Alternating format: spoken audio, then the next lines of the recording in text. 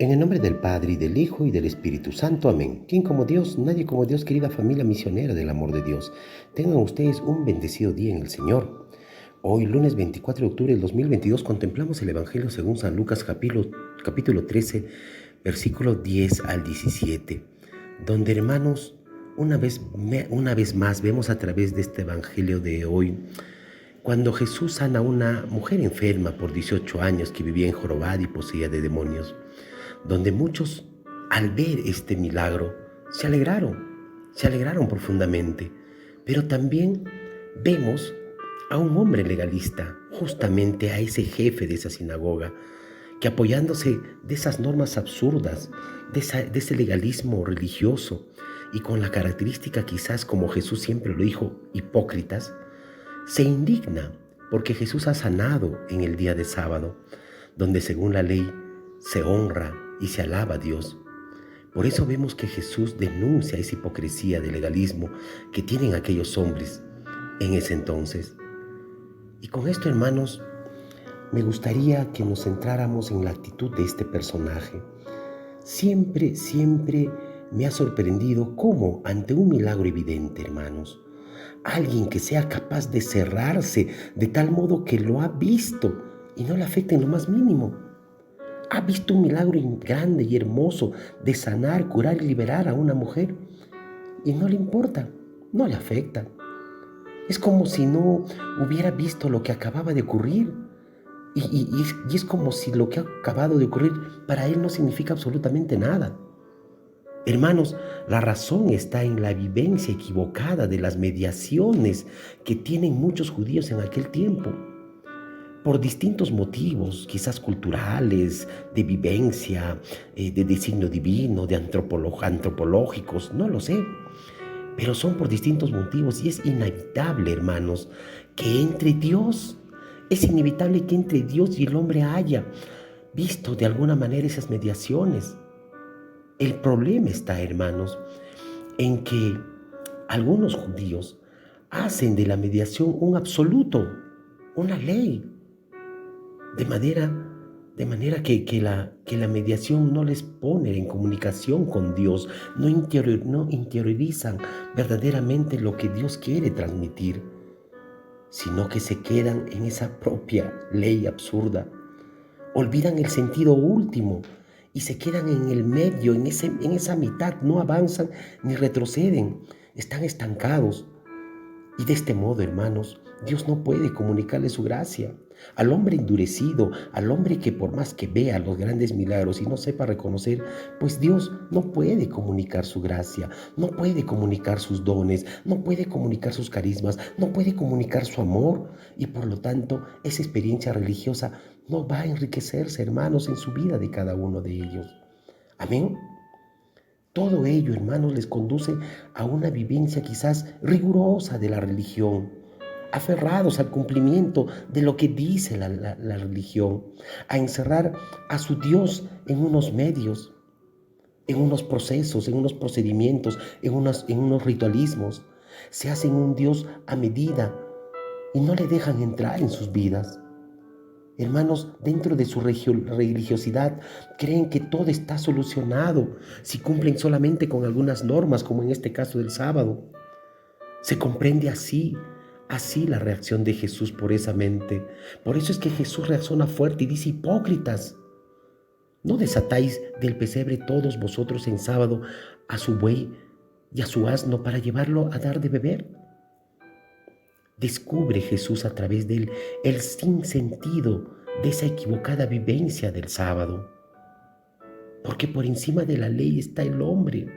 Si esas personas judías llevaban a dar dar de tomar o de beber a su buey o a su asno, ¿cuánto más el hombre? Y por eso es que Jesús libera y sana y lo vuelve a la sociedad, a aquella mujer quizás que vivía muchos años enferma. Esta palabra de Dios, hermanos, nos debe ayudar a examinar nuestra vivencia, esa vivencia religiosa, y descubrir si realmente esas mediaciones que utilizamos nos ponen en comunicación con Dios y con la vida. ¿Verdaderamente nos da? ¿O solamente lo hacemos por ritualidad y pensando que haciéndolo por ritualidad ya somos salvos? Solo, hermanos, desde la correcta vivencia de las mediaciones podemos entender lo que decía San Agustín: ama, ama y haz lo que quieras. Amén. Por eso debemos de entender justamente para esto lo que hoy día nos habla el Señor. Debemos entender, aprender a vivir en valores. Y justamente la primera carta del apóstol de San Pablo a los Efesios nos muestra una clara exhortación a vivir en los valores, donde Jesús a través del Espíritu Santo construye nuestros corazones. Nos pide que seamos buenos, que seamos comprensivos, que aprendamos a perdonarnos los unos a los otros, como Dios perdonó en Cristo, a que seamos imitadores de su vida. Así como muchos hijos pequeños imitan a sus padres, pues nosotros también debemos de imitar a Dios como queridos hijos y que vivamos en el amor, pero en ese amor con Cristo, hermanos, como Cristo nos amó y se entregó por nosotros a Dios y se entregó a Dios como ofrenda y víctima de quizás ese suave dolor. Qué distinto, hermano, qué distinto sería nuestra sociedad si todos nosotros practicáramos la bondad, la comprensión, la reconciliación entre nosotros y asumiéramos nuestra vida con amor, pero con ese amor verdadero, como Jesús lo hizo cada día con cada uno de nosotros desde la cruz. Amén. Por eso estamos invitados a construir la civilización del amor. Estamos invitados a construir esa civilización donde es todo lo contrario. Es todo lo contrario a nuestro mundo, donde encontramos en este mundo la civilización del egoísmo, que todo es lo contrario del amor. Pues sí, hermanos, cada quien piensa en sí mismo, cada quien piensa en sus intereses y ve sus conveniencias, ve sus atenciones y la satisfacción de sus deseos. Pues yo te digo que no debemos ser indiferentes e indolentes al sufrimiento de los demás, al sufrimiento de tu esposo, de tu esposa, de tus hijos, de tus padres, de tus hermanos, de los migrantes, de los empleados, de los enfermos, de los ancianos, de tu vecindad, en fin, de tu parroquia, de tu comunidad, que quizás no tienen las posibilidades que nosotros hemos tenido en la vida. Así es, hermanos. Ese no es el camino para construir una sociedad de hombres buenos, de unos hombres comprensivos, reconciliadores y sobre todo que reflejen amor. Pero también en esta primera lectura que nos va a ayudar a entender el Evangelio, nos señala actitudes que seguro nos conducen al castigo de Dios, pues nos advierte que nadie se da a la fornicación y a la impureza o al afán del dinero, que éstas construyen verdaderas idolatrías, hermanos. Así es, la fornicación, la impureza y el afán al dinero son idolatrías que no nos conducen a Dios. Nada de eso tendrá por herencia del reino de Dios, hermanos. Que nadie nos engañe por eso con argumentos mentirosos o falsos, pues estas cosas de la fornicación y del amor al dinero son las que nos van a llevar profundamente al castigo de Dios sobre ellos especialmente sobre aquellos que tienen un corazón duro y rebelde. Pero también nos dice que si antes vivíamos en la oscuridad, pues hoy te dice el Señor que estás llamado a vivir en la luz. Y eso lo vas a conseguir a través de Jesucristo, que nos anuncia la verdad en el Evangelio. Amén. Hermanos, en la actualidad, bajo ese contexto del principio de la libertad, de la independencia, de la autonomía personal, muchas veces nosotros usamos como pretextos estos principios de libertad y soy libremente para usar la fornicación con el pretexto de que yo tengo derecho a todo, olvidando que la fornicación o aún más las aberraciones de tu cuerpo y el mío son templos de Dios, del Espíritu Santo, hermanos. Nos olvidamos de eso y bajo ese principio de libertad y bajo ese contexto de que yo tengo derecho a todo, usamos esa fornicación. Pero no te olvides que tu cuerpo es templo del Espíritu Santo. Es templo donde mora Dios, es la casa donde está Dios. pero también nos habla de la idolatría, que nos habla del afán del dinero, de la codicia, del afán de conseguir y atesorar. Así es, hermanos.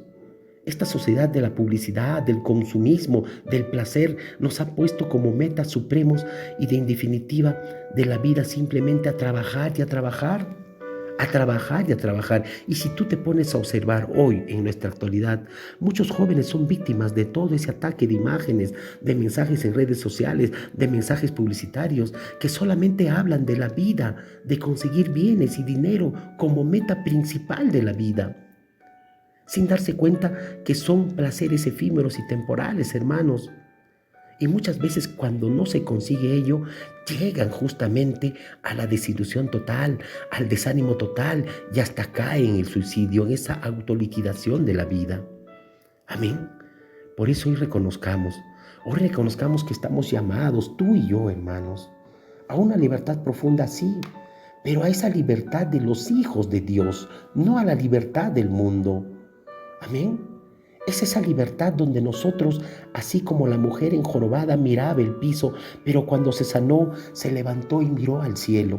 Pues nosotros también debemos de mirar siempre al cielo y no andar como los animales mirando siempre al mundo, es decir, abajo, hermanos. Estamos por eso llamados a esa libertad de los hijos de Dios, donde se mira sobre todo la libertad para amar, la libertad para hacer el bien, venciendo todo tipo de falsos respetos humanos y superando esos legalismos religiosos, esos legalismos del mundo que son verdaderamente absurdos. Hoy, como la mujer, así como Cristo sanó a esa mujer, hoy mira arriba, mira al cielo.